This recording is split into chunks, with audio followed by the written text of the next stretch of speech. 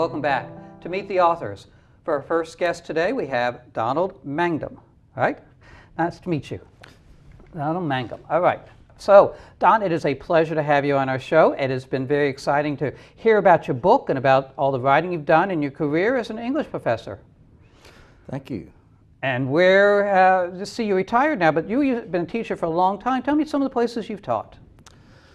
Well, I guess Pensacola Junior College at the time was my first full-time college-level teaching. Went from there to University of Alabama in Huntsville. Taught there for 7 years, and then taught at Gulf Coast Community College in Jackson County until I retired. So you're a local guy. In fact, you were born in Jackson. You've been in Mississippi most of your life? Except for a while in Louisiana. Got one of my graduate degrees in Louisiana. You have a lot of graduate degrees. You have a couple PhDs and... Actually, just one PhD, one master's, and one undergraduate. That's still a big slew of degrees. And so you have done a lot of writing. You told me you published a lot of short stories, and one was in the New Yorker. That's right. Tell me about that one. I love the New Yorker magazine. It's really got a nice literary bent, fun stories and cartoons.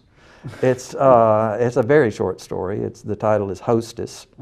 You can Google my name, and one of the links will be Donald Mangum Hostess, and I think it's in several forms on the internet. It was published in the New Yorker and then republished in a couple of textbooks. One a textbook for undergraduates who plan to go into the priesthood, and another in a freshman composition anthology type thing.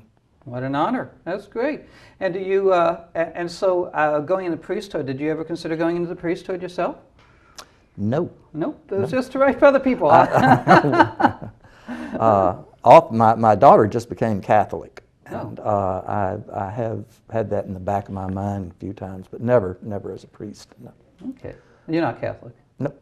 No, I'm not either. I was born a Methodist. Okay. So tell us about your book. The title is The Roar Beneath. Show it to the camera. It is a novella set on the Mississippi Gulf Coast in the days leading up to Katrina and through Katrina.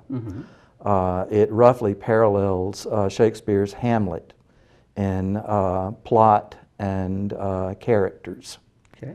Roughly, I should say. Yeah, I like the Hamlet story. That's got a lot into it. It's got the ghost, and it's got, I like him holding that skull. Alas, poor York, I knew him well. Yeah. Oh, that's in your book.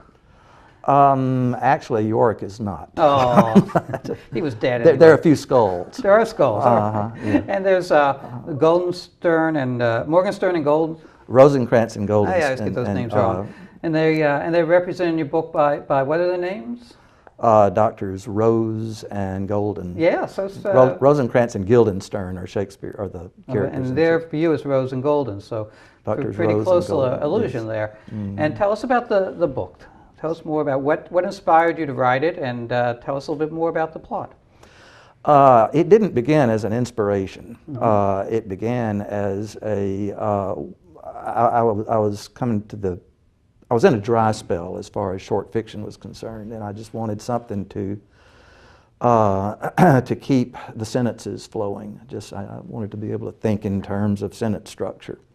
I was substitute teaching at the high school at the time, and so I thought, why not? And so I just basically ripped the plot off from Shakespeare. I like that. What was it you were saying about who was it who was saying about the poets, the great poet? T.S. Eliot. Yeah. Good poets borrow, great poets steal. Yes, I like that. So you sort of borrowed the plot from Shakespeare. Right. And I just kept writing. Really didn't even expect to finish it. And then... How long did it take you? 10 years. 10 years? Yeah, that was with a long hiatus. That's a long time. I had pretty much given it up, and I had a couple of new colleagues where I was teaching, and one of them pretty much grabbed me by the scruff of the neck and sat me down and said, "Write." And that's what my father always said. My father said, if you want to be a writer, you have to sit down and write. Yeah. So he told you to write, and you put this down, and it took you 10 years, huh? Yes. Mm-hmm. That's a long time. Yeah. That's a long took. My first book actually took me 14 years from the time I got it started and redone and such like that. So first books take a long time. Next one's not so long, fortunately, once you get the process down. And how did you go about getting it published? Well, I had heard that a novella was practically impossible to get published, and so I just I looked in the back of Poets and Writers magazine and Googled things like novella submissions, and found 2 publishers that were willing to publish novellas. Sent it to one, they almost took it. Sent it to another one, they took it. Oh, well, great. So They give like so when somebody does that for you, when someone publishes your book.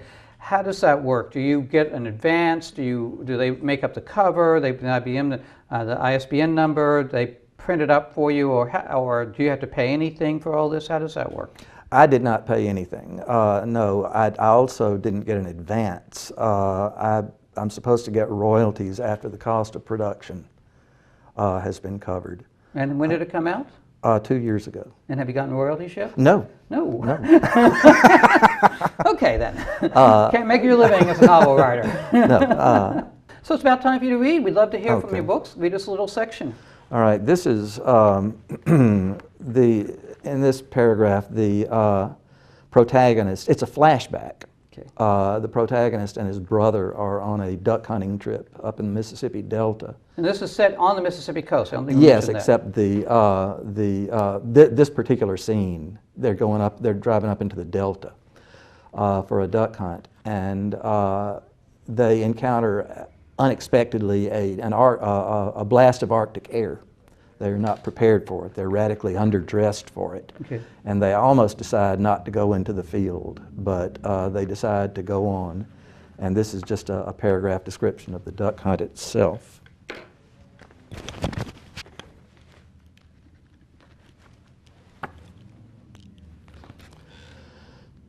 So with the early glow in the east, you leave the car to hike across the field in the half light, and the wind is like something alive as it slaps your face and clothes and shrieks overhead.